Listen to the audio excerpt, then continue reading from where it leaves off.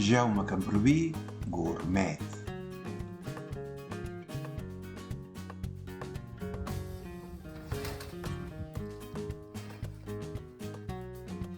Ei, arriba Sant Joan, diada de revetlles i de coques. I avui farem la reina de les coques, la de pinyons. I si la voleu simple, poseu-hi un raig d'anís i la pell d'una taronja ratllada. Però aquesta, nosaltres, l'hem aromatitzada, amb una emulsió perfumada per diferents aromes que li hem introduït. Que bona!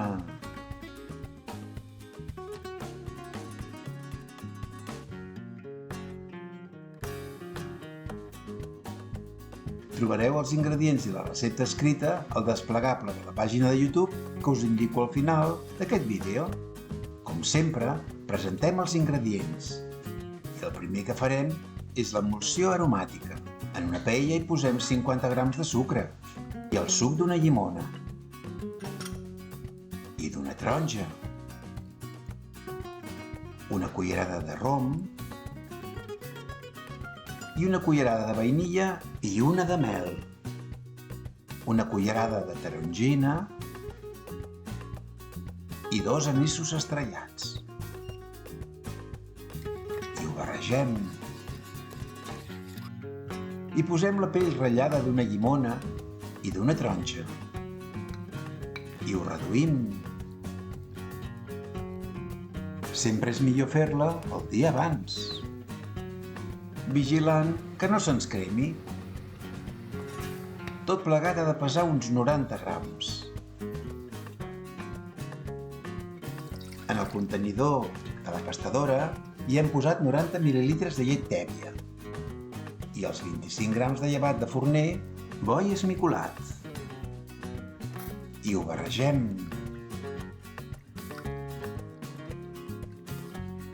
Afegim també una cullerada de mel o de sucre i 140 grams de farina de força tamisada.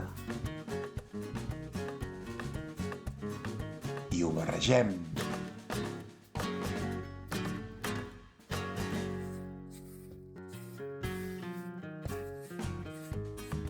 Fins que quedi ben compacte.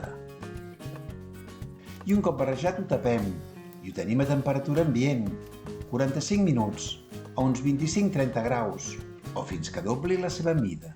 I afegim els 3 ous i els altres 50 grams de sucre. I afegim els 75 mil·lilitres de llet i l'emulsió aromàtica que hem fet al començament, que ja s'ha temperat. També hi afegim la meitat de la farina, també tamisada.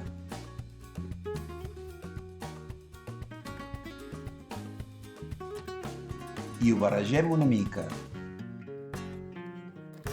Ho just perquè no salti la farina pels aires a la pastadora.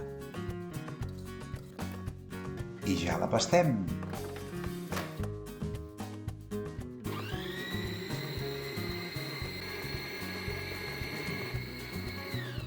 Un cop ben barrejat hi afegim la resta de la farina.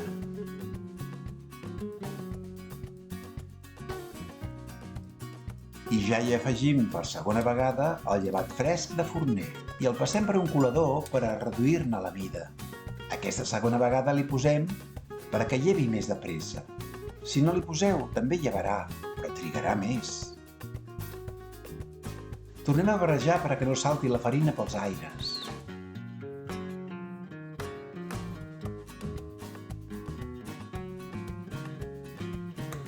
I netegem les parets.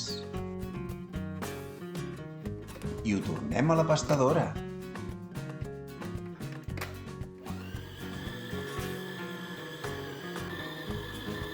Ho tindrem un parell de minuts.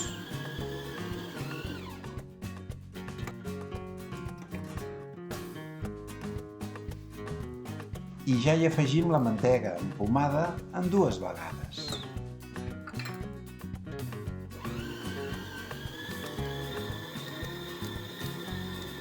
I la segona.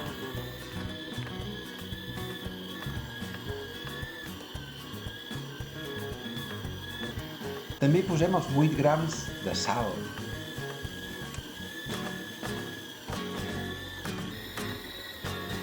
I ja ho pastem uns 15 minuts. Parant cada 5 minuts perquè no es recalenti el motor. La pasta s'ha d'acabar separant de les parets, com ara mateix. Foliem un bol una mica gran i aturem la pastadora.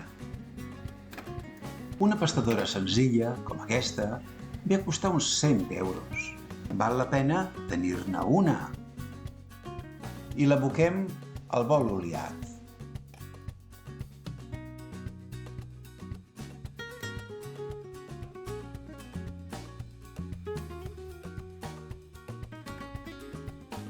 La tapem amb un film de cuina i la deixem reposar 30 minuts, aproximadament.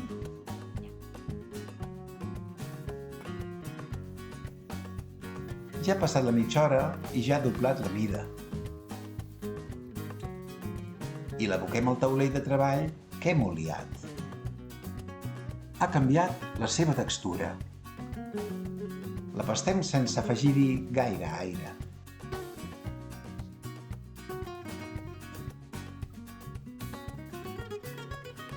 I la dividim en dues parts. Farem dues coques iguales. Una l'enfornarem avui i l'altra l'enfornarem demà. Fem una bola de la primera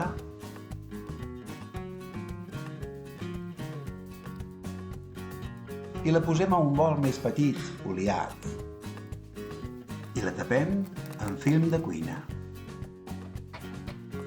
I la desem a la nevera fins demà. I fem una altra bola que sí que farem ara mateix.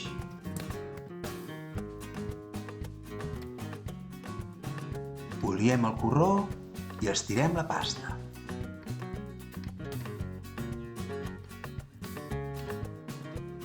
La tombem i la tornem a estirar.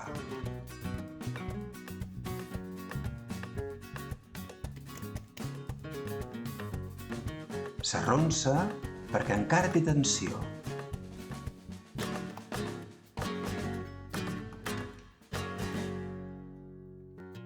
Oliem la plata d'enfornar i li posem a sobre un paper apte per a forn i el mantequem.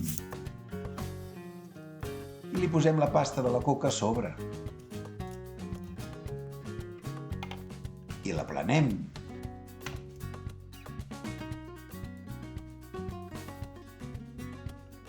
Com encara té tensió, la deixarem reposar 10 minuts. Bo i tapada amb un drap de cuina. Mentrestant posem sucre en un bol i 2 cullerdetes d'aigua. I el barregem. També en un bol hem posat un ou i un rajolí de llet sencera. I el batem. També hem posat els pinyons 10 minuts en remull. Així no se'ns cremaran quan els enfornem. Han passat els 10 minuts i tornem a estirar la pasta. I ja es deixa dominar força més.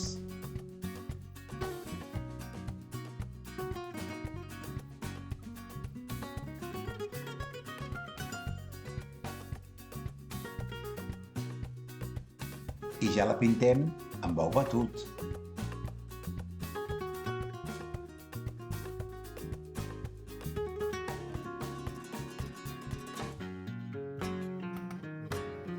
Per a poder distribuir bé el sucre, utilitzarem aquest colador. Però si ho voleu, podeu posar-hi el sucre directament. O posar-hi sucre perlat.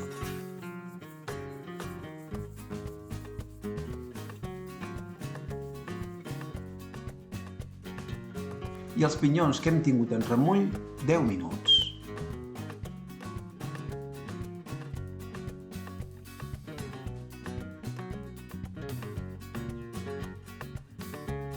Ara deixem reposar la coca una hora al forn apagat.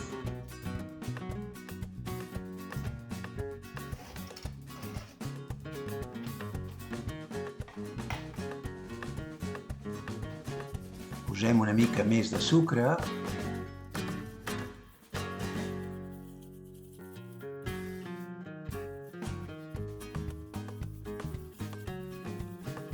i la hi posem al forn a 200 graus durant 25 minuts, a la part baixa, i forn estàtic, a dalt i a baix.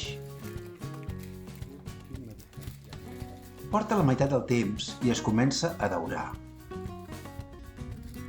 I la tapem amb un paper apte per a forn, fins al final. Ja han passat els 25 minuts i retirem la coca. Fa una olor...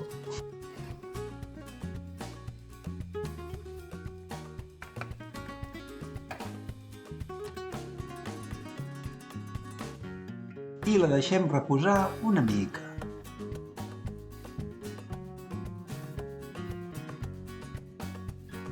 Si la voleu menjar ara, hi podeu posar anís per sobre. Guiteu que tova. I fa les fibres típiques de la bona pasta de brioix. Avui hem fet la coca de pinyons de Sant Joan. I res més a dir que... molt bon profit!